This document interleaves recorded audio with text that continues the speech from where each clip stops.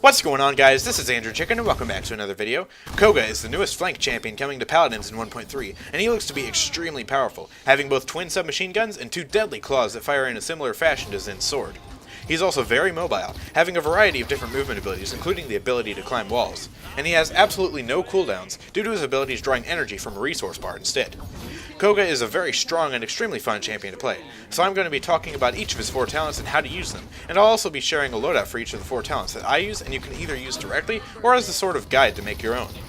Now, of course, Koga is still very new and isn't even released in the main game yet, so there will definitely be new ways to play him and new loadouts to be made after this video is published, but these are still solid loadouts and ways to play Koga that are sure to be a lot of fun. So without further ado, let's get into Koga's 4 different talents and ways to play. The first talent Koga has is Adrenaline Junkie, which restores some of Koga's energy with each shot he lands with his submachine guns.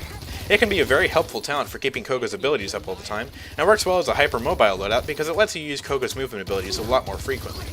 I recommend using both Trained Killer and Surprise in his loadout because it gives him tons of ammo whenever he uses his Shadow Step and Dragon Stance, which he'll be in pretty often with the extra energy he gets from landing shots. You can also use the Raw Talent and Trespasser cards, which buff his jump height and movement speed when using agility, which you'll also be able to use a lot more often from landing shots with your submachine guns. I'd say that if you want to be as mobile as possible, Adrenaline Junkie would definitely work when combined with a loadout similar to this. Koga's second talent is Blood Reaper, which grants Koga up to 400 additional damage on his skewer move during Dragon Stance. This turns his skewer into a finisher move, dealing up to 1000 damage as long as he has at least 1 resource bar full, and it grants Koga the ability to 3-shot most squishy champions that have about 2000 health, which offers him some insane burst potential. However, the downside of this playstyle is that using Skewer completely drains all of his resource bars, so he can't use any of his other abilities after Skewer. Using the card Galestorm at least level 3 though, Koga can recharge 1 full resource bar whenever he finishes a target with Skewer, letting him use another one of his abilities after using Skewer. This can be extremely helpful for quickly bursting down a target and then darting away, but you have to keep in mind that you should only use Skewer when you are absolutely sure you can finish off your target with that move. If they don't die from your Skewer, you don't recharge any of your resource bar, and you'll most likely die. If you remember to use Skewer as a powerful finisher move though, you can be a very powerful and menacing flank to go against with this talent. Master of Arms is an interesting talent because it allows Koga to potentially never have to reload if he's accurate, which can be a lifesaver in tight situations. Whenever you land a shot with his submachine guns, it doesn't consume ammo, so this is definitely a good talent if you prefer using his submachine guns.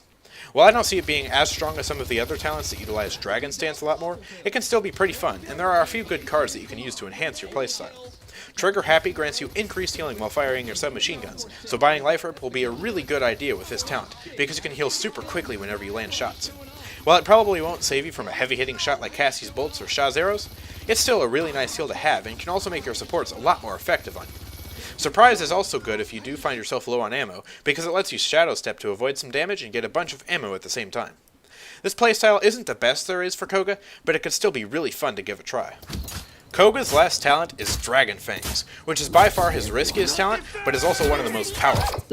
Instead of Dragon Stance draining your resource bars normal, it instead leeches 200 life a second from your health, which opens up a lot of utility because you can use agility more freely and recharge energy while in Dragon Stance, but it also makes you more vulnerable because you're constantly losing HP while in Dragon Stance. There are a few really good cards to have in your loadout if you want to use Dragon Fangs that help you stay alive and regenerate health, so the constant ticking away of your health is hardly ever felt.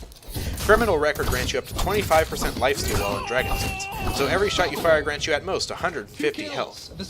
Koga can fire 2 projectiles in slightly over a second while in Dragon Stance, so he already more than makes up for the health drain from his talent.